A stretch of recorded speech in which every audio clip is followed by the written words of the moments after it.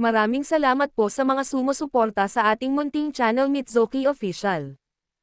Sa mga gustong mag-donate via GCash. Mga master, salamat. Paki-like, share and subscribe. Maraming salamat and God bless. Kabanata 2321. Bukod pa rito, matagal nang natatakot ang ilang tao sa masaker ng mga miyembro ng Sunshrine. Pinagmamasdan nila ang eksena mula sa malayo, ngunit walang nang-ahas na lumapit. Ang labanan ngayon ay nauwi sa mabibigat na casualty sa Plenilun Sect. Ang buong sekta sa simula ay binubuo ng mga 3,000 tao, ngunit ngayon higit sa 1,000 tao ang namatay kaagad. Bukod dito, karamihan sa mga namatay ay may kapansin-pansing mas malakas na mga base ng paglilinang sa sekta. Ang mahina ay nagtago sa simula, kaya't hindi nila nakatagpo ang maling pakikipagsapalaran. Tinitigan ni Seren si Alex na may naguguluhan na ekspresyon, nakaramdam ng hindi pagkakaunawaan. Sa isang banda, umaasa siyang mamamatay si Alex sa kamay ng mga tao sa Sunshrine. Sa kabilang banda, umaasa siya na magagawa ni Alex ang pagpatay at pawiin ang mga miyembro ng Sunshrine. Siyempre, masasabi niyang dumating ang mga miyembro ng Sunshrine para pahirapan si Alex dahil sa usapan kanina. Nagsimula ang malas dahil sa kanya. Ang Plenilun Sect ang apektadong target. Nakaramdam siya ng kawalan ng kakayahan dahil ang Plenilun Sect ay hindi inaasahang dumating sa ganoong kalagayan ngayon, na nagiging isang langgam na maaaring durugan ng sinuman hanggang mamatay sa kalooban. Ang kanilang buhay at pagkamatay ay tila naging hindi gaanong mahalaga. Patayin. Habang umuungal si Alex, ang arcane power sa Xavian Sword ay lumakas. Dahil wala na siyang ibang bagay na iingatan sa mga sandaling ito, gusto niyang pumunta sa isang pagpatay. Malamig na sumangot ang Peak Lord na iyon. Hindi mo pa rin ako mapapatay kahit na umasa ka sa talas ng iyong sandata. Ang misteryosong purple aura na nakabalot sa kanyang katawan ay naging isang higanteng purple na tigre.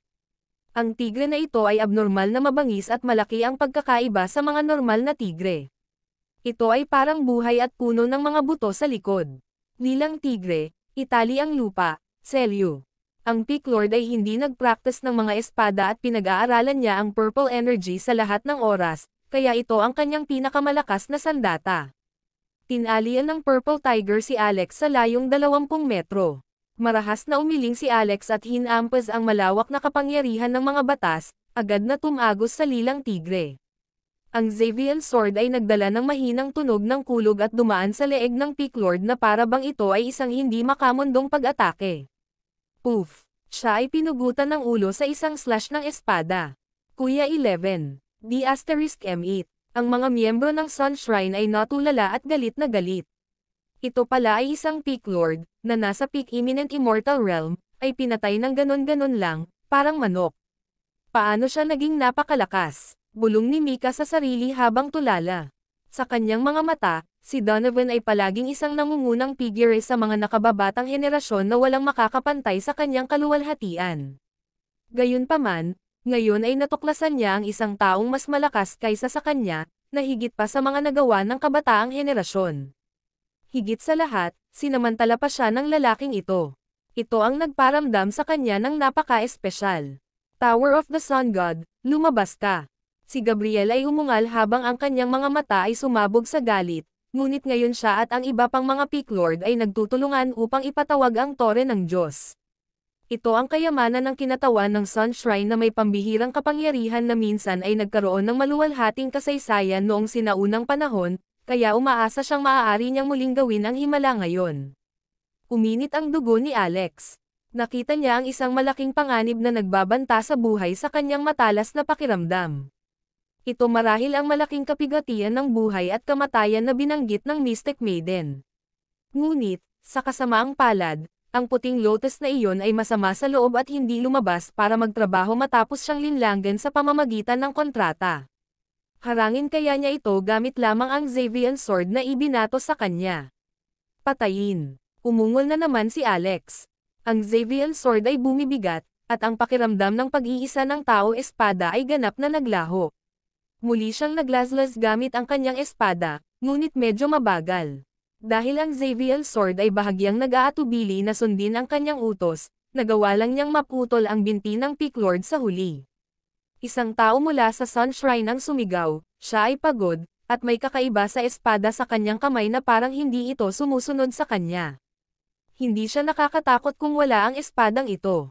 Papatayin ko ang lalaking ito. Sumilay sa mga mata ni Alex ang mapangwasak na layunin. Inihagis niya ang Xavian sword sa lupa at walang pakialam na sinabi, hindi ko kailangan ang karumal-dumal na handout na ito. Inilabas niya ang mahabang gintong sibat ni Athena. Lumiwanag ang kanyang anyo nang sumugod siya sa karamihan. Kabanata 2322. Sa loob ng palasyo ng pag-iisip, nagulat ang Mystic Maiden dahil ang pinagmulan ng Xavian sword ay hindi pangkaraniwan, at nagmula ito sa sinaunang prehistoric period. Matalas ito at dala ang sword intent na may malaking koneksyon sa kanya. Kaya nang pumirma siya ng kontrata kay Alex, binalot niya ang isang aura ng soul power sa paligid niya. Sa makatuwid, madaling magamit ni Alex ang Xavian sword. Kung ito ay ibang tao na tulad ni Donovan, ito ay garantisadong hindi niya mapupulot ang espada. Biglang nabigo si Alex na pakilyusan ang espada hindi dahil sa kanyang mahinang kakayahan, ngunit nagawa niyang makamit ang pag-iisa ng mansword gamit ang Xavian sword mula sa simula at pinakawalan ang sword intent, kaya naubos nito ang malaking halaga ng chi mula sa kanya. Ang pagkakaroon ng kanyang chi drain ay hindi naiiba sa panliligaw sa kamatayan sa kritikal na yugtong ito. Kaya naman, si Alex, na napansing may mali sa sitwasyon, ay nagmamadaling itinapon ang Xavian sword. Lihim din siyang umiinom ng napakaraming pildores. Ang mahabang sibat ni Athena ay maaaring hindi rin magagapi. Kinatawan ko ang hustisya. Ako ay kumakatawan sa karunungan. Ako ang kumakatawan sa aking Athena. Mabangis na lumaban si Alex habang nasa self-dramatization siya. Ano ang Sun Shrine? Isa-isang tutusukan ng aking sibat ng hustisya ang mahihinang kampan. Pupunan ko kayong mga immoral na kontrabida sa isang iglap at ipapako kayo sa haligi ng kahihiyan sa Olympus. Siya ay natatakpan ng kapangyarihan ng mga batas, at ang aura ng pagan ng mga ipinagbabawal na spell ay bahagyang nakikilala. Kakaiba ang kanyang tindig nang hawakan niya ang sibat sa pag-atake na may malawak na bukas at diretsyong mga galaw. Ito ay dahil hindi niya alam ang sining ng sibat at ginamit lamang ito bilang isang patpat. Gayunpaman, nakakatakot siya, kasama ang instant teleportation. Bam! Bam! Magkasunod na pinatay ni Alex ang dalawang Peak Lords of the Sun Shrine gamit ang malaking gintong sibat. Ang kanyang itim na buhok ay lumipad, at ang kanyang mga damit ay kumikislap ng nakakasilaw na aura na para bang siya ay isang mamamatay na Diyos na lumabas noong sinaunang panahon. Nagmamasid si Donovan mula sa malayo na may magkasalungat na ekspresyon. Alam niyang hindi talaga siya bagay sa lalaking ito. Sa sandaling iyon, sa wakas ay lumitaw ang tore ng Diyos na ipinatawag ni Gabriel at ng iba pa. Para sa kapakanan ng pagpapatawag ng kayamanan na ito, ang mga taong ito ay walang oras na makipaglaban at walang magawang panuurin si Alex na sunod-sunod na pugutan ang kanilang mga tao bago ito. Ang lahat ng 12 Peak Lords ay kilala bilang mga eksperto na ngayon ay nangingibabaw sa teritoryo ng Western Ridge. Sa kalaunan, 3 sa kanila ang namatay sa isang kisap mata, at ang isa ay malubhang nasugatan na nabalian ng braso, kaya't sila ay sumabog sa galit. Kasuklam-suklam. Papatayin kita ngayon. Tower of the Sun God, go. Napaungol si Gabriel habang umaagos ang dugo sa gilid ng kanyang bibig.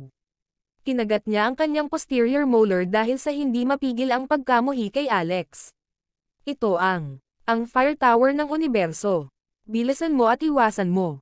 Huwag mong hayaang bumalot ito sa iyo. Agad na napatalon si Seren sa gulat ng masdan niya ang nagliliyab na treasure tower na umiikot sa himpapawid, kaya dali-dali niyang pinaalalahanan si Alex.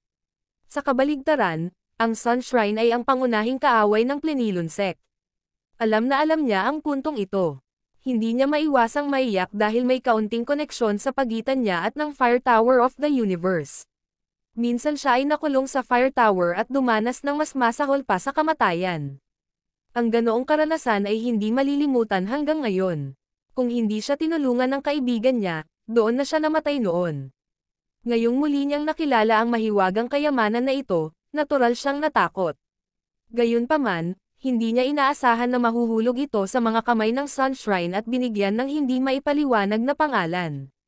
Naramdaman din ito ni Alex. Ang Fire Tower ay puno ng takot. Ang pinagmulan nito ay hindi pangkaraniwan, at ito ay naging isang kayamanan. Gusto niyang umatras sa pamamagitan ng instant teleportation, ngunit hindi ito madali. Isang kalawakan ng domain ang nabuo sa ilalim ng Fire Tower. Ito rin ay isang bawal na lugar. Maaaring i-lock ng mga taong nag-activate ng Fire Tower ang kanilang target. Matapos may-lock ang target, mahihirapang makatakas. Nang makita ang umiikot na Fire Tower na dahan-daang bumababa para balutin si Alex, kumulo ang dugo sa katawan ni Alex, at lahat ng gintong core ay nagpakawalan ng kanilang kapangyarihan. Maging ang banal na kapangyarihan ay nakadama rin ng panganib at nagkusa na protektahan ang amo nito. Perno ng ipinagbabawal na spell, buhayin. Kabanata 2323. Ang furnace ng Forbidden Spell ay bumukas sa likod ni Alex, ngunit hindi nito inilunsad ang Great Icebound Spell sa pagkakataong ito. Sa halip, nagbigay ito kay Alex ng napakalaking enerhiya, at ginamit niya ang malaking gininto ang sibat ni Athena upang mapaglabanan ang Fire Tower ng malakas. Gayunpaman, ang Fire Tower ay hindi pangkaraniwan. Hindi nito pinansin ang lakas ng pagtutol niya at nagpatuloy sa pagbaba. Habang papalayo ang distansya, naramdaman ni Alex ang mataas na temperatura sa ilalim ng Fire Tower na mabilis na natutunaw ang kanyang mga damit. Pagkatapos, habang binabalot siya ng apoy, pakiramdam niya ay matutunaw na siya. Hindi makayanan ni Seren na panoorin ito muli. Muling lumitaw sa kanyang mga mata ang masakit na eksena noon. Gayunpaman, wala na siyang kapangyarihan ngayon. Mistikong dalaga, Mystic Maiden, bilasan mo at lumabas para iligtas. Kung mamamatay ako, wala na ang bahay mo. Mawawala din ang Chaos Tree. Binalot ng balis ang Alex ang sarili ng Mystic Armor. Bagamat medyo epektibo, malamang na hindi siya magtatagal. Sagot ng Mystic Maiden, sorry, I can't move now. Kailangan mong umasa sa iyong sarili. Kung ang puwersa ay hindi gumagana, gamitin lamang ang iyong utak. Ang utak ay isang magandang bagay. Yaong mga gumagamit lamang ng karahasan ay mga hamak na kapwa. Malapit nang maging roasted pork ngayon si Alex, kaya paano pa siya makakalma? Pinaalalahanan ng mistikong dalaga, kabkuban ang kuta sa likod ng kaaway upang piliting umatras ang umaataking kalaban. Kunin mo ang babaeng iyan. Alam ni Alex na si Mika ang tinutukoy niya. Ang White Lotus ay talagang dalawang mukha. Siya ay isang mahusay na eksperto, ngunit ang kanyang random na ideya ay lalampas sa moral na baseline. Gayunpaman, si Mika ay anak ni Gabriel, kaya dapat itong maging epektibo. Nagkataon lang na nakita ni Mika na malapit nang maging inihaw na baboy ang hiyubot-hubad na si Alex na binalot ng Fire Tower kaya agad siyang pumalakpak. Malaki, ****, hindi ka makakatakas ngayon ha. Maging ang iyong mga damit ay nasunog na lahat, at ikaw ay tulad ng isang nabunot na tandang. Subukan mong maging mayabang ulit para sa akin. Iiho ka sa baboy na may itim na balat sa loob ng 15 minuto. Kung kaya mo, ngitian mo ulit ako. Pagharap sa panunuya ni Mika, tumingin si Alex sa kanya. Sa sumunod na segundo, ang tunay na apoy sa loob ng hurno ng ipinagbabawal na spell ay lalong tumitindi, at ang mga ginintoang core ay naglalabas pa nga ng maliwanag na skyglow, na naglalabas ng kanyang laman na may nakasisilaw na ningning. Ang 10-point forbidden spell sa una ay umiral para masira ang routine. Wham! Ang tunog ng kulog ay sumabog mula sa pagan, at kahit na kumikidlat. Gayunpaman, ang niluluto sa furnace ay ang Great Icebound Spell pa rin, dahil ngayon lang niya alam ang ganitong uri. Sa ilalim ng Great Icebound Spell, ang apoy sa Fire Tower ay agad na nagyelo, at ang prison domain sa ilalim ay hangina. Nagmamadaling sinamantala ni Alex ang pagkakataong nakasabit sa pamamagitan ng isang sinulid, sumugod sa harapan ni Mika, at kinaladkad siya ng isang kamay, mahigpit siyang hinawakan. Whoosh! Ang Fire Tower of the Universe ay tiyak na hindi mapaghihiwalay kay Alex na parang anino at hinding-hindi binitawan si Alex, kaya agad itong sumunod at binalot muli si Alex. Tungkol naman kay Mika, na nakahawak sa mga bisig ni Alex, wala siya sa saklaw ng pagsasaalang-alang nito. Bukod dito, ang Fire Tower of the Universe ay tila labis na hindi nasisiyahan kay Alex dahil siya ay kumalas saglit. Isang mas mabangis na apoy ang agad na sumibol. Sunod-sunod na walang katapusang hiyawan ang umalangaw-ngaw. Galing ito kay Mika. Nasunog din ang mga damit niya sa isang iglap.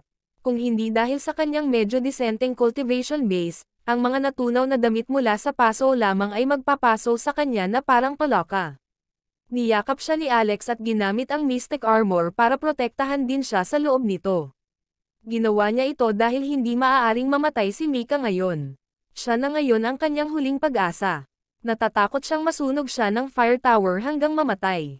Ngunit pagkatapos, ang eksena ay magiging medyo nakakatawa. Nakabalot sila sa Fire Tower of the Universe, at nasunog ang kanilang mga damit habang magkayakap sila ng mahigpit. Ito ay sobrang kapana-panabik at kapansin-pansin. Si Mika ay nasa dibdib na may nakamamanghang kurba. Hinawakan siya ni Alex sa kanyang mga braso, nakaramdam ng saya sa sakit. Hahaha, ano ang pakiramdam ng maging inahing manok? Hindi ba ito nakakapreskong lalo na? Humagalpak ng tawa si Alex, gamit ang mga salitang ginamit niya noon. Malapit nang mawala sa isip si Mika. ****, bitawan mo ako. Bitawan mo ako. Napangiti si Alex. Sigurado ka ba? Sa sandaling binitawan ko ang aking kamay, iiho ka kaagad sa isang itim na baboy. Gusto mo bang mag-eksperimento dito sandali? Kabanata 2324. Bagamat tumatawa si Alex ay sobra siyang napagod. Ang Fire Tower of the Universe ay napakalakas kaya naramdaman niya ang walang katapusang matinding init na bumabagabag sa kanyang laman kahit na mayroon siyang mystic armor.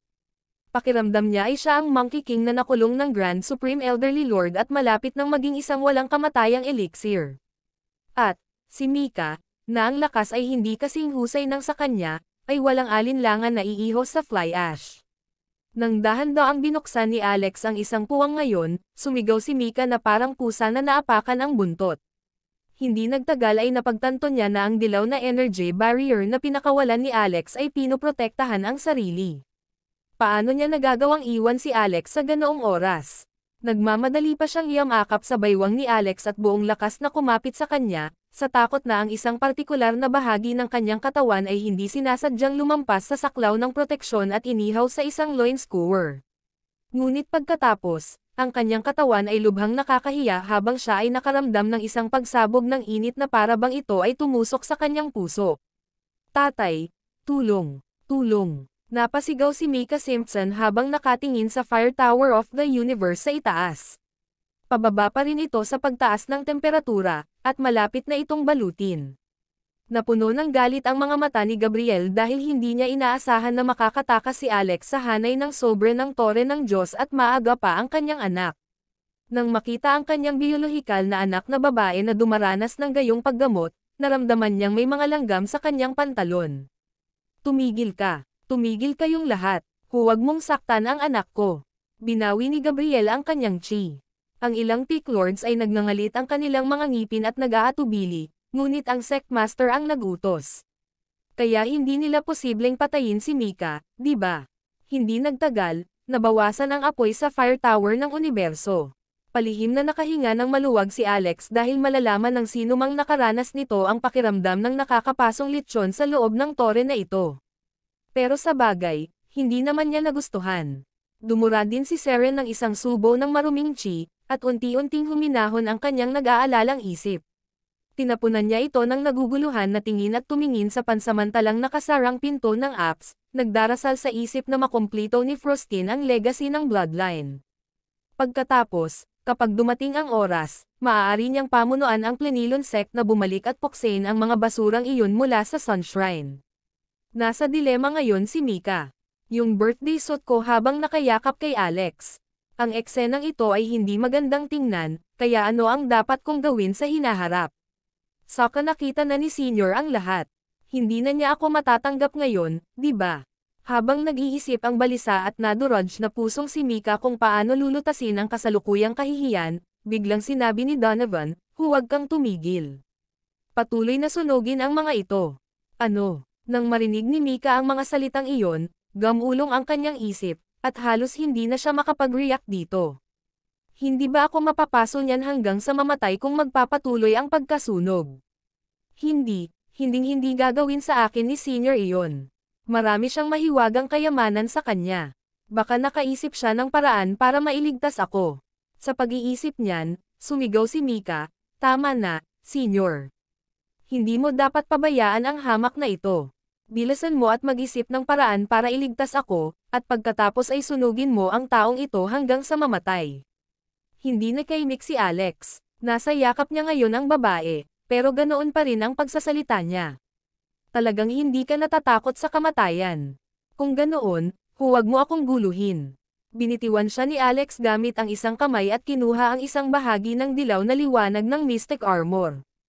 Ang pangalawang si Mika ay nakaramdam ng matinding init na sinusunog ang kanyang likod at puwitan, bigla siyang nanginag, sumigaw, at likas na ibinalot ang sarili kay Alex dahil sa gulat.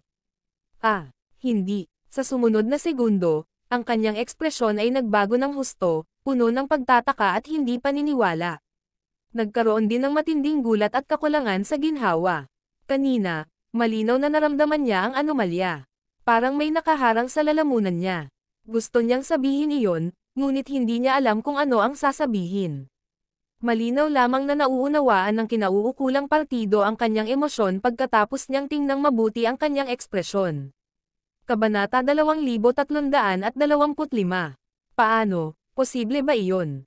Nagulat din si Alex, tila nag-aalinlangan at naguguluhan, ngunit nagmamadali pa rin siyang gumamit ng mystic armor para protektahan ang babae. Si Mika ay hindi maaaring mamatay ng totoo ngayon dahil ito ang kanyang anteng-anteng. Gayunpaman, ang mga bagay ay hindi palaging napupunta sa pinlano.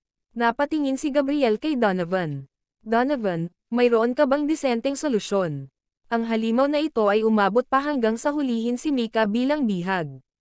Ngayon natatakot ako sa mga epekto pagkatapos kumilos laban sa kanya. Ito ay mapaghamong. Ang Tower of the Sun God ay susunugan siya hanggang sa mamatay kasama si Mika. Sumagot si Donovan, Master, mukhang buntis si Third Madam. Si Third Madam, na binanggit niya ay ang ikatlong asawa ni Gabriel. Oo. Pero bakit mo ito pinag-uusapan ngayon? Guro, maaaring ipanganak muli ang iyong anak. Mabuti kung mayroon silang 8 o 10, ngunit kapag napalampas natin ang bagay na ito sa taong ito, maaaring hindi na natin ito makuha muli kahit na ang buong Sun Shrine ay gumugol ng 1 milenyo. Panipi-panipi, sa sandaling sinabi iyon ni Donovan, tumahimik ang lahat. Natarante si Mika dahil sa matinding pagbabago kanina. Para siyang tinamaan ng kidlat out of the blue. Hindi niya napigilan ang pagpatak ng mga luha sa kanyang mukha. Ipinuhunan niya ang kanyang madamdaming pag-ibig at ang kanyang mga pangarap sa gabi sa kanyang senior. Ngunit, sa kanyang pagtataka, sinabi niya ang ganoong bagay at nais na iwanan siya at sunugin hanggang mamatay dahil lamang sa gusto niyang makuha ang mga kayamanan kay Alex. Bumaliktad ang mundo niya. Paanong nangyari ta? Senior, paano mo ito magagawa sa akin? Sigaw ni Mika na hindi niya matanggap. Si Donovan ay mukhang kalmado habang walang pakialam na sinabi niya, Junior, ito ay isang beses sa buhay na pagkakataon para sa Sun Shrine. Dapat kang magsakripisyo para sa pagsikat ng Sun Shrine. Ito rin ang magiging kaluwalhatian mo. Sa hinaharap, magtatayo ako ng rebulto mo sa Sun Shrine upang ang mga inapo ng sekta ay palaging magpasalamat sa iyong matuwid na gawa. Natahimik si Alex sa narinig. Tumingin siya kay Mika, puno ng simpatiya. Umiiyak si Mika, ngunit hindi siya makapagsalita. Ipinagkatiwala mo ang sarili mo sa maling tao. Ang isang lalaki ay natatakot na sumunod sa maling karera, ang isang babae ay natatakot na pakasalan ang maling lalaki. Napabuntong hininga si Alex at bahagyang napangiti. Nalagpasan niya ang harang niya, ngunit aksidente iyon. Wala siyang mod na maging responsable hanggang sa huli. Bagamat ang babaeng ito ay mukhang magaling at may kaba, mahina ang isip niya. Gayunpaman, nag-aatubili si Gabriel na palayain ang kanyang anak na babae. Ito ang kanyang nag-iisang anak na babae na ipinanganak sa kanya at sa kanyang minamahal, kaya paano niya ito masusunog hanggang mamatay? Hindi, talagang hindi. Tumigil kayong lahat, alisin ang tore ng Diyos ng araw. Sigaw niya. Ang natitirang 8 tao sa 12 Peak Lords ay sumuporta sa Fire Tower nang hindi alam kung ano ang gagawin. Sumigaw si Donovan, Guro, ikaw ang sect master ng Sun Shrine, kaya dapat kang manguna at mag-isip para sa Sun Shrine. Pinatay ng lalaking ito ang aming 3 peak lead. Hindi mo ba gustong ipaghiganti sila? Mahalaga ang buhay ni Junior. Ngunit hindi ba ang kanilang buhay? At saka, sino ang makakasiguro na walang mamamatay kapag binitawan na natin siya? Tumanggi pa rin si Gabriel. Agad na sumigaw si Donovan, Gabriel Simpson, binaygo mo ako ng husto. Ang Sun Shrine ay nasa kasalukuyang estado nito dahil sa aking mga merito. Hindi ka karapat-dapat sa posisyon ng Sect Master. Gusto mo talagang itulak ang magandang pagkakataon na ito. Kung papatayin natin siya ngayon, ang katayuan ng Sun Shrine ay makakabangon muli sa susunod na antas, at ang lahat ng cultivation realm ng Peak Lords ay maaaring makalampas sa immortalization. Ngunit napakamakasarili mo. Lahat ng Peak Lords, pakinggan ang aking mga salita. Panatilihin ang pagsunog. Kapag nakuha namin ang kanyang mahiwagang kayamanan, ibabahagi namin ang mga ito. Ganyan ang mundo ng paglilinang. Ang aso ay kumakain ng aso lipunan. Walang-wala ang buhay ni na Gabriel at Mika kumpara sa mga sagradong kayamanan na inilabas ni Alex. Walang gustong sumuko ngayong isang hakbang na lang ang tagumpay. Sigaw ni Mika sa takot. Hindi naman siya si Alex. Maging si Alex ay nakaramdam ng labis na hindi komportable, sa kabila ng pagkakaroon ng malakas na katawan at malaking kalasag. Si Mika ay may malambot at makinis na balat. Ang ganoong kataas na temperatura ay nagparamdam sa kanya na para siyang sinusunog ng buhay. Ang mga pangyayari ay nagpapahina sa kanya. Kumunat ang noo ni Alex. Kung magpapatuloy ito, si Mika ay mamamatay sa loob ng 10 segundo. Sa una, hindi ito magiging malaking bagay, ngunit ang dalawa ay nananatili pa rin sa isa't isa sa isang kakaibang sitwasyon. Kung talagang susunugan siya ng buhay, matroma ako, at malaki ang epekto nito sa akin. Hindi ko gusto iyon. 10-point forbidden spell, Great Icebound. Sa huli, nagpasya pa rin si Alex na iligtas siya, gamit ang Great Icebound spell upang labanan ang Fire Tower of the Universe. Dalawang sukdulan, apoy, at yelo ang bomb-alot dito sa harap mismo ng kanilang mga mata. Nanlaki ang mga mata ni Gabriel. Hindi lang siya makapaniwala sa kanyang nasaksihan. Iniwan ni Donovan ang kanyang sariling Panginoon, kinuha ang posisyon ng Sect Master ng Sun Shrine. Nagkatinginan ang Peak Lords na may pagkadismaya. May umuungal, sige, makikinig ako kay Young Sect Master. Mula ngayon, si Young Sect Master ang magiging Sect Master ng Sun Shrine. Nang may nanguna, sumunod din ang iba pang Peak Lords. Higit sa lahat, ang mahiwagang kayamanan kay Alex ay napakaganda. Ngunit, sa kabilang banda, ang awtoridad sa pagsasalita ni Donovan sa sekta ay nalampasan pa si Gabriel dahil si Donovan ang pinagpalang tao, at ang Sun Shrine ay pumailang lang dahil kay Donovan. Tower of the Sun God, sunugin. Kabanata 2326. How dare you, Donovan? Ako ang iyong Panginoon. How dare you try na pabagsakin ako? At kayong lahat, tumigil kayo. Anong ginagawa mo? Sinusubukan ba ninyong lahat na maging taksil? Ako ang Sect Master ng Sun Shrine, ngunit lahat kayo ay nakikipagtulungan sa aking disipulo para pabagsakin ako. Nagsalita ang isa sa mga Peak Lords. Gabriel, wala kang anumang mahusay na katangian, kaya hindi ka talaga nababagay sa pagiging isang Sect Master. Ang tanging tamang bagay na nagawa mo sa buong buhay mo ay ang pag-ampunsa. Ang bagong Sect Master, kung naiintindihan mo ito, lahat tayo ay mabubuhay ng masaya. Kung hindi, kailangan lang naming tingnan ka bilang isang kaaway. Isa pang Peak Lord ang pumasok. Tama iyan, Orlando. Marunong na tumabi sa mga mahihirap na oras, kaya itigil na lang ang pagsubok. Siya ay isang anak na babae lamang. Makakahanap ka lang ng ilang babae at magkaroon ng isang grupo ng mga anak na babae kung gusto mo. Kapag ang Sun Shrine ay naging mas makapangyarihan, maaari mong pakasalan ang sino mang gusto mo. Galit na galit si Gabriel. How dare you all talk to me like that? Magwala ka, sigaw ng isa pa. Gabriel, huwag kang magkakamali dito. Kung hindi, wala kaming magagawa kundi patayin ka. Walang pakialam si Gabriel. Mabilis siyang lumapit para iligtas si Mika. Siya ay, sa katunayan, ang Sect Master, ngunit hindi rin siya isang mabuting tao. Hindi siya nag-alinlangan kapag kailangan niyang pumatay, ngunit siya ay isang ama pa rin sa kanyang anak na babae. Siya ay natatakot sa kamatayan, ngunit bilang isang ama, hindi siya nakaramdam ng takot. Tumakbo si Gabriel patungo sa isa sa mga Peak Lords. Dahil siya ay isang Sect Master, ang kanyang cultivation level ay hindi mababa. Kasama ang kanyang mahiwagang kagamitan at galit, agad niyang sinubukang pumatay. Ang isa sa mga babaeng Peak Lord ay naging malamig. Ikatlo, ikaapat, patayin mo muna si Gabriel sa akin. Nagulat si Alex, Hindi inaasahan na makakita ng hidwaan sa pagitan ng mga miyembro ng Sunshrine. Maaaring malakas si Gabriel, ngunit tiyak na hindi niya kayang labanan ang tatlong Peak Lord ng sabay-sabay.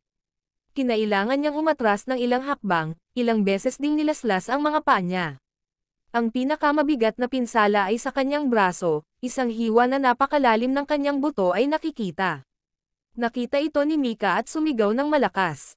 Tumigil ka na. Huwag mong patayin ang tatay ko. Katulad ng sinabi niya, sumalakay si Donovan, hawak ang isang maikling talam sa kanyang kamay.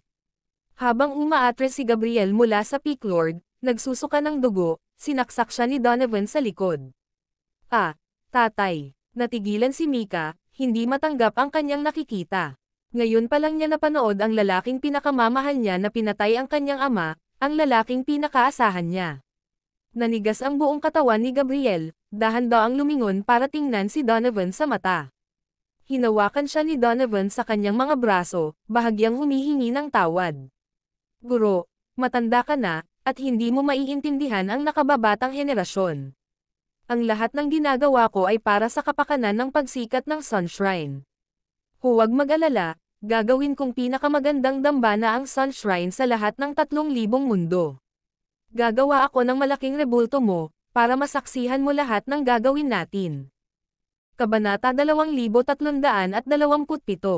Muling samuka ng dugo si Gabriel.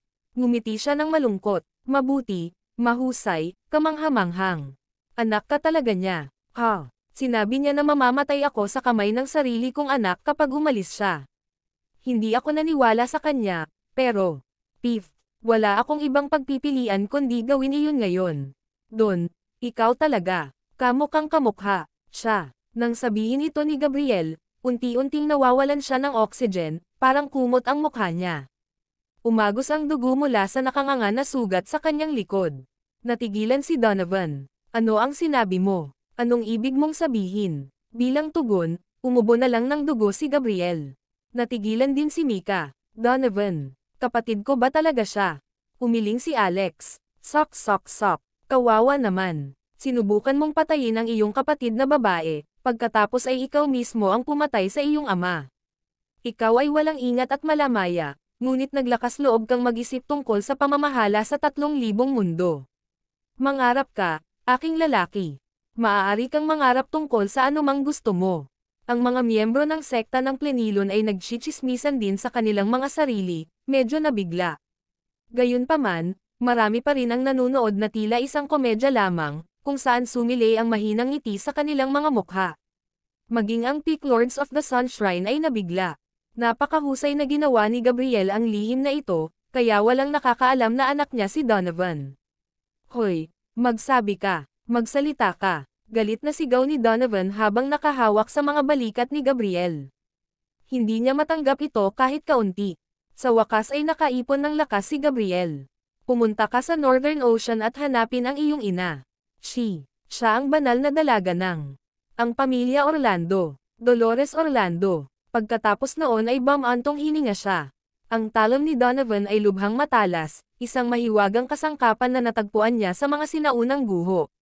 Napuno ito ng matinding masamang chi, na kayang sirain ang isang kaluluwa mula sa loob.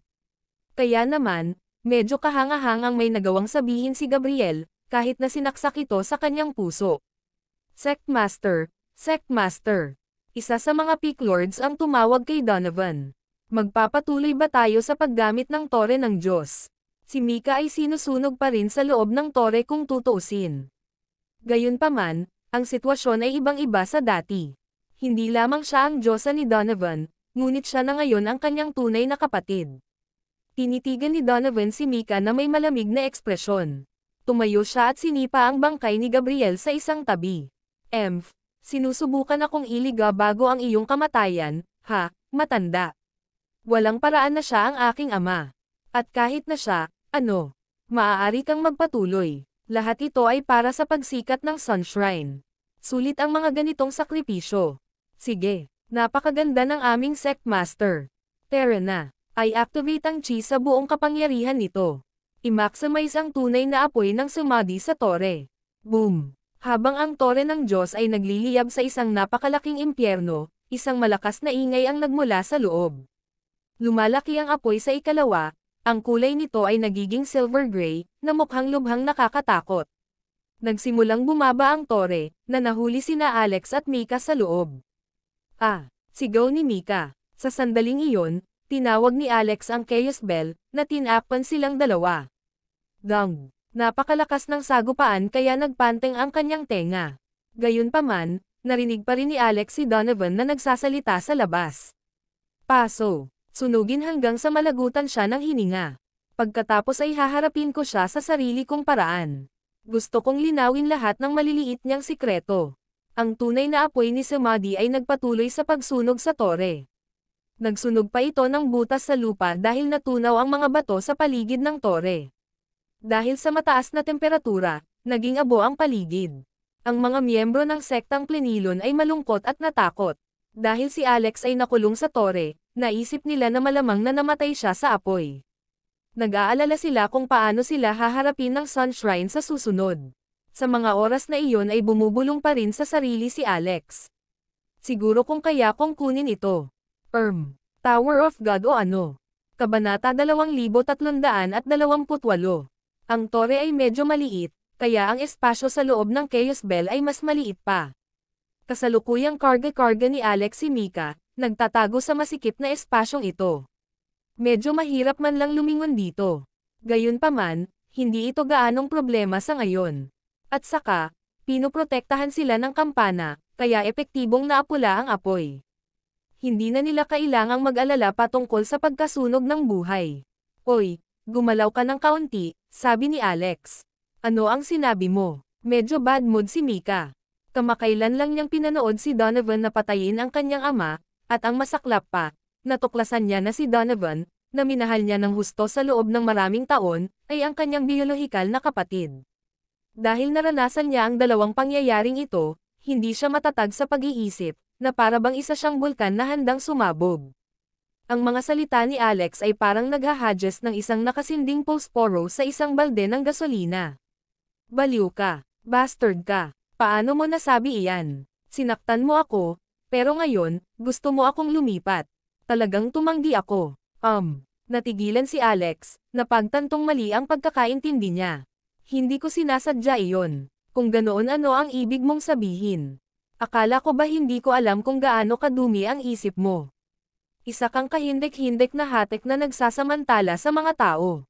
Sa tingin mo ba papayag ako at hahayaan kitang gawin ang lahat ng gusto mo sa akin? Mangarap pa, nasa ganoon na akong masamang kalagayan. Mas pipiliin ko pang mamatay. Maaari mo akong bugbugin hanggang mamatay kung magagawa mo, ngunit hindi ako kikilos kahit na gawin mo iyon.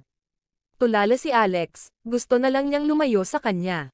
Kung ayaw mo, gagawin ko, okay. Nang marinig ito, si Mika ay nagsimulang manginig sa takot, na wala ang kanyang bossy na ugali. Narinig na niya noon ang mga ganitong pangyayari, na ang mga babae ay makakaramdam ng matinding sakit sa mga sandaling ito. Kung hindi maamo ang lalaki, mararamdaman ng babae na parang naputol ang isang layer ng kanyang balat. Hindi niya maiwasang makaramdam ng takot nang malaman niyang naghihintay sa kanya ang matinding sakit. Sa kabila ng pag-iisip nito, walang ginawa si Alex sa kanya. Tinulak lang siya nito, at nagpalit ng pwesto ang dalawa. Pagkatapos ay sinubukan niyang makipag-usap sa Chaos Tree. Si Donovan ay mukhang galit na galit, nakaramdam siya ng hindi mapakali na nakatayo sa labas ng tore. Ang mga huling salita ni Gabriel ay nagawa pa ring makaapekto ng husto sa kanyang kalooban, ngunit siya ay isang taong may pusong bato. Naniwala talaga siya sa sinabi ni Gabriel, at naniniwala na si Mika ang tunay niyang kapatid. Sa kabila nito, nagpa siya pa rin siyang huwag paalisin si Mika. Napatay ko na ang sarili kong ama, kaya sinong pakialam kung patayin ko rin ang kapatid ko. Saka parang lamok tuloy akong ginagago ni Mika, nakakainis. Ngunit hindi ko maaaring hayaang kumalat ang balita tungkol sa insidenteng ito sa publiko, baka magdulot ito ng malubhang kahihinatnan. Kung may makakaalam nito, hindi ko maipakita ang aking mukha. Ang kanyang mga mata ay bumagsak sa mga miyembro ng sekta ng Plenilon, na puno ng lamig at nakamamatay na layunin. Nang magtama ang kanilang mga mata, alam ni Seren na mukhang masama ang sitwasyon para sa kanila. Pagkatapos ay agad siyang nagbigay ng utos. Mag-ingat kayong lahat. Lahat ng mga alagad ng sektang Plenilon, magtipon. Bumuo ng blockade formation. Maaari niyang sabihin na si Donovan ay malapit ng pumatay. Lahat ng miyembro ay sumugod at pamwesto. Hindi nabigla si Donovan. Kayong mga hamak, sa tingin mo ba ay mababago mo ang iyong kapalaran? Crush ko ang sekta mo ngayon. Magiging history kayong lahat. Atake. Nagsimula ang labanan sa loob ng hiyawan ng karamihan. Dahil si Donovan ay nagdusa lamang ng husto dahil kay Alex, naghihingalo na siyang ilabas ang lahat ng nakakulong galit na nasa loob niya. Naisip niya na ang mga mahihinang ito ay makakapag-alis ng stress. Noon lang, si Donovan ay parang naging isang demonyong Diyos, na pumapatay ng hindi mabilang na tao. Thud. Dinurog niya ang mga tadyang ng isang babaeng disipulo sa isang paa, hanggang sa ang buong dibdib nito ay tumalsik at bumagsak sa lupa. Pagkatapos ay binutis niya ang tiyan ng isa pang disipulo gamit ang kanyang kamao. Dugo ang tumalsik kung saan-saan. Napuno ng masasakit na hiyawan ang kalangitan. Tulungan mo kami, ninuno. Bakit hindi ka umaatake, ninuno? Nawawala na ang sekta natin. Habang napuno ng kawalan ng pag-asa ang kanilang mga puso, nagsimulang umiyak ang lahat ng miyembro ng sekta ng Plenilon. Kabanata 2329. Hindi nila maintindihan kung bakit hindi umaatake si Seren, alam niyang isa siyang mapanghikayat na martial artist. Gumagamit ba siya ng mas mataas na kamay para durugan ang buong sekta? Labis na naduraj ang puso ni Seren. Nanlaki ang mata niya sa galit. Dagwang luha ang bumuhos sa matandang mata niya, ngunit wala siyang magawa. Habang nagpapatuloy ang pagpatay, mukhang mangangailangan ito ng milagro kahit na makatakas. Kamatayan at pagkawasak ang tila ang tanging naghihintay sa kanila. Sa sandaling iyon, isang maliwanag, pilak na liwanag ang bumaril sa langit mula sa likod ng santuwaryo. Doon natatanggap ni Frostine ang legacy. Ang sinag ay napakaliwanag na kahit sino ay makikita pa rin ito ng malinaw sa araw. Ano yan? Nilinggan ito ni Donovan sa gitna ng kanyang pagpatay. Ang pilak na liwanag ay kasing kapal ng balde, na sinusundan ng isang himig na napakasarap na para bang isang sinaunang Diyos ang kumakanta. Magiging maluwag ang pakiramdam ng nakikinig nito, gumagaan ang kanilang mga katawan. Anong uri ng lihim na kayamanan ang ipinapanganak doon? Tanong ni Donovan kay Seren. Sa buong buhay niya, ang kanyang swerte at kakayahan na pinagsama ay nagbigay daan sa kanya na masaksihan ang ilang mga himala. Nakita na rin niya ang mga ganoong sitwasyon, sa tuwing may kapanganakan ng kakaibang kayamanan, o kapag nabuo ang isang makapangyarihang gamot. Maging ang mga taong kumokontrol sa Fire Tower of the Universe ay tumingin din, lahat ay puno ng kasakiman. Walang kayamanan doon, sagot ni Seren. Gayunpaman, walang naniwala sa kanya. Agad na pinaalis ni Donovan ang mga miyembro ng sekta ng Plenilon at sumugod sa likod ng santuwaryo. Stop him, sigaw ni Seren. As expected, may nakalagay doon. Malamig na ngumiti si Donovan, gamit ang isang mahabang itim na espada upang patayin ang tatlong disipulo ng sabay-sabay, na nagpatuloy sa kanyang pagpunta sa likuran. Sa mismong sandaling iyon, isang figure ang bumungad kay Donovan. Si Hermione iyon. Kailangan mo muna akong lampasan. Nanlamig ang mga mata ni Donovan. Kilala kita, ang Rockefeller guy na iyon ay nakikigulo sa iyo sa hotel, kasama si Ins Larkin. Ikaw na walang hiyang B***, kung gusto mong mamatay, sige na. Kinuha ni Hermione ang isang bote ng gamot sa kanyang bulsa. Parang dugo. Pagkatapos ay ininom niya ito sa isang lagok. Ito ang paraan ng pagbabago ng kapalaran na iniwan ni Xena para sa kanya. Boom! Agad na tumaas ng 3 beses ang lakas ni Hermione. Atake. Klang. Klang. Klang. Matindi ang aura ni Hermione, kapantay ng kay Donovan. Nagulat si Donovan. Hindi niya kailanman tiningnan siya bilang isang kapantay, na iniisip na maaari niya itong patayin sa isang putok. Hindi niya inaasahan na magiging ganito kabanggas siya pagkatapos uminom ng gamot. Maging si Seren at ang mga miyembro ng sektang Plenilon ay gulat na nalaglag ang kanilang mga panga sa lupa. Ang labanan ay tila sa isang pagkapatas. Sigaw ni Donovan. Lord Rowan, tulungan mo ako. Ang Peak Lord na nagngangalang Rowan ay sinagot siya ng mahina, malapit nang magbigay ng kamay kay Donovan. Dahil medyo matagal nang nasa tore si Alex, naisip niyang patay na si Alex sa puntong ito. Ang tunay na apoy ng samadhi ay nagninangas mula sa loob, pagkatapos ng lahat, at sino mang tao sa yugto ng immortalization ay masusunog na sa abo ngayon. Sa sandaling iyon, nagsimulang gumalaw ang tore ng mag-isa habang napuno ng mga kaluskos ang hangin. Isang malamig na bagzo ng hangin kahit papaano ay nagmula sa tore, na napakainit kanina. Anong nangyayari? Ano ang nangyayari sa tore? Biglang, isang mas kakaibang kababalaghan ang nangyari, isang layer ng mga asol na kristal ang nabuo sa ibabaw ng tore, na nagiging mas makapal at mas makapal sa paglipas ng panahon. Ito ay ice. Ang yelo ay talagang nabubuo sa Fire Tower of God, isang phenomenon na sobrang surreal. Boom! Boom! Boom! Kasunod nito ay ang malalakas na ingay. Parang may sumuntok ng marahas mula sa loob ng tore. Basag. Matapos ang isang salvo ng mga suntok, isang butas ang nasuntok sa Fire Tower ng Diyos. Kabanata 2330. Nasira ang tore ng araw ng Diyos. Nagsimulang sumigaw ang Peak Lords of the Sun Shrine. Hindi sila makapaniwala sa kanilang mga mata. Ito ay isang napakalakas na kayamanan, sa katunayan, puno ng purong enerhiya ng diwata. Hindi lamang ito napuno ng tunay na apoy ng araw, ngunit ang ilang makapangyarihang uri ng apoy ay kasama rin. Halimbawa, ang tunay na apoy ng samadhi, ang 6 na banal na apoy, at core lava. Ilang halimaw ang namatay sa ilalim ng tore na ito, ngunit isang tao ang nagawang basagin ito sa pamamagitan ng kanyang mga suntok. Pagkatapos noon, gumapang palabas ng butas ang isang kalbong lalaki. Halatang si Alex iyon. Gayunpaman, mukha siyang gulo. Nasunog ang kanyang buhok at kilay hanggang sa kalbo ang kanyang buong ulo. Napuno ng alikabok ang kanyang mukha, at isang singsing ng kaliskis ng dragon ang nakadikit sa kanyang baywang. Iyon ang mga kaliskis ni Nila. Wala siyang choice. Hindi niya maipakita ang kanyang sarili na parang isang caveman. Piff! Tumalsik si Alex pagkalabas na parang itim at maputik ang laman nito. Ito ay naglalayong patungo sa isa sa mga Peak Lords, naglalakbay sa isang hindi kapani-paniwalang napakabilis.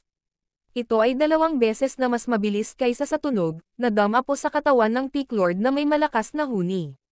Nang damapo ang plema sa tao, nagliyab ang buong katawan nito. Napakalakas ng apoy kaya hindi naapula ang apoy, dahilan para bumagsak ang lalaki sa lupa habang sumisigaw siya sa sobrang sakit. Pagkaraan ng ilang oras na paghihirap, nagawa niyang maghubad ng kanyang damit at mapatay ang apoy. Sa kabila nito, kalahati pa rin ng kanyang katawan ang dumanas ng 3rd-degree burns.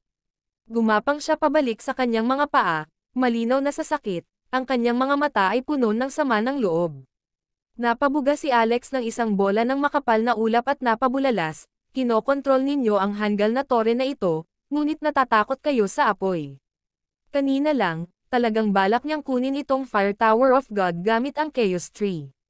Gayunpaman, hindi ito interesado sa tore, tinatanggihan itong maunawaan. Kaya ipinalagay na lamang ni Alex na ang puno ay likas na takot sa sunog. Sa halip, may ipinaalam sa kanya ang Mystic Maiden. Ang mga apoy sa tore ay may magandang kalidad, kaya maaari itong magamit upang sunugin ang mga organo ng isang tao. Sa oras na iyon, medyo nabigla si Alex. Magsunog ng mga organo. Ano ba yan? As if masusunog lang ang mga organs mo. Hindi ka ba mamamatay niyan? Sa hindi inaasahang pagkakataon, sinabi sa kanya ng Mystic Maiden na matigas lamang ang kanyang laman at buto, at mukhang malakas lang ang mga ito. Sa totoo lang, hindi ganoon kalakas ang katawan niya. Marami itong mga pagkukulang, at hindi pa siya sumailalim sa anumang espesyal na pagsasanay sa nakaraan. Ito ay parang isang piraso ng cake kung ang isang tunay na malakas na kalaban ay nais na talunin siya. Pagkatapos noon, binigyan lang siya nito ng sutra para sanayin. Ito ay isang paraan ng paghinga na maaaring palakasin ang kanyang mga organo, kaya maaari niyang lunukan ang apoy. Dahil ang Mystic Maiden ang contractor ni Alex, kaya kailangan niyang gawin ang sinabi nito. Kahit anong tumanggi siyang magsanay, kailangan pa rin niya, kaya naman nagawa niyang maging ganito. Mabuti na lang at hindi siya ginulo ng dalaga. Mabilis na napatunayan ni Alex na talagang mabisa ang paraan ng paghinga at sutra. Gamit ang kanyang pamamaraan, nagawa niyang bawasan ang kanyang pinsala sa organ sa pinakamababa. Nanlaki ang mga mata ni Seren, nakatingin kay Alex na parang multo. Siya ay nagkaroon ng lasa ng kapangyarihan ng tore, pagkatapos ng lahat. Kaya naman, alam niya kung gaano kalakas ang apoy. Noong panahong iyon, nakagamit siya ng isang espesyal na kayamanan para protektahan ang sarili mula sa apoy. Ngunit si Alex ay mukhang nasunog sa isang malutong. Ang kanyang buhok ay wala na, ngunit ang kanyang katawan ay ganap na maayos. Paano niya nagawa iyon? Bukod dito, talagang katawa-tawa ang pagluwa niya ng nagliliyab na plema. Naabot ng apoy ang kanyang mga organo, kaya paano posible na siya ay buhay pa? Ang taong ito ay tiyak na may magandang sikreto sa kanya. Mukhang minaliit ko siya. Isip ni Seren. Ang kalahating nasunog na Peak Lord ay nagalit. How dare you break our Sunshine's Tower of God? Siguradong may death wish ka. Gagawin kitang. Sa kalagitnaan ng pangungusap, bumuga si Alex ng malakas na bugzo ng hangin patungo sa kanya. Forget what they doing, keep on doing.